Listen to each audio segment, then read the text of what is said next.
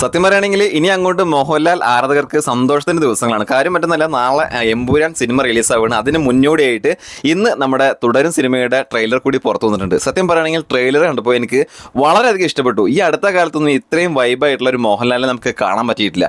അതിൻ്റെ കൂടെ കട്ടക്ക് നിൽക്കാൻ ശോഭന, മണിയമ്പിള്ള രാജു, ആ ഒരു പഴയ ടീമുണ്ടല്ലോ, ആ പഴയ ടീം അതേപോലെ തിരിച്ചു വന്നിരിക്കുകയാണ്.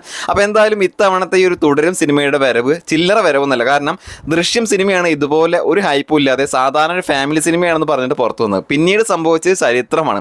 ആ ചരിത്രം തന്നെയായിരിക്കും ഈ ഒരു സിനിമയ്ക്കും പങ്കുവെക്കാനുള്ളത്. കാര്യം മറ്റൊന്നല്ല, സിനിമയുടെ അവസാന ഭാഗത്തോട്ട് വരുമ്പോൾ സിനിമ ഒരു ഫാമിലി സിനിമ മാത്രമായിട്ട് ഒതുങ്ങുന്നത് അല്ല എന്ന് കാണിച്ചിരുന്ന ട്രെയിലർ കൂടിയാണ് ഇന്ന് ഇറങ്ങിയിട്ടുള്ള ട്രെയിലർ. കണ്ടവർക്ക് കാര്യം മനസ്സിലാവും, കാണാത്തൊരു ട്രെയിലർ പോയിട്ട് കാണുക. എന്തായാലും ഇതൊരു ക്രൈം ത്രില്ലർ സിനിമയാണോ എന്നുള്ള ഒരു ചെറിയൊരു സൂചന കൂടി നമുക്ക് ഉണ്ടായിരുന്നു. അതിനോട് തന്നെയാണ് ഈ ഒരു സിനിമ ട്രെയിലർ സൂചിപ്പിക്കുന്നത്. കാര്യം മറ്റൊന്നല്ല, അതിൻ്റെ അവസാന ഭാഗത്തോട്ട് വരുമ്പോൾ അതുവരെ ഉണ്ടായിരുന്ന ചിരിയും കളിയൊക്കെ മാറിയിട്ട് മോഹൻലാൽ കുറച്ച് ഒരു സീരിയസ് റോളിലേക്ക് മാറുന്ന ഒരു കാഴ്ച ട്രെയിലറിൽ നമുക്ക് കാണുന്നുണ്ട്. പിന്നെ എന്തായാലും സിനിമ ഫാമിലി സിനിമയാണെങ്കിലും ശരി, ക്രൈം ത്രില്ലർ സിനിമയാണെങ്കിലും ശരി, നമുക്ക് ആദ്യം മുതൽ അവസാനം വരെ നമുക്ക് ആസ്വദിക്കാനുള്ള ഒരുപാട് കാര്യങ്ങൾ, ആ ഒരു പഴയ മോഹൻലാലിനെയും ആ ഒരു മണിയമ്പിള്ള രാജുവിനെയും ആ ഒരു ശോഭനയെയും നമുക്ക് വീണ്ടും കാണാൻ പറ്റുന്ന ഒരു തരത്തിലുള്ള ട്രെയിലർ തന്നെയാണ് പുറത്തു വന്നിട്ടുള്ളത്.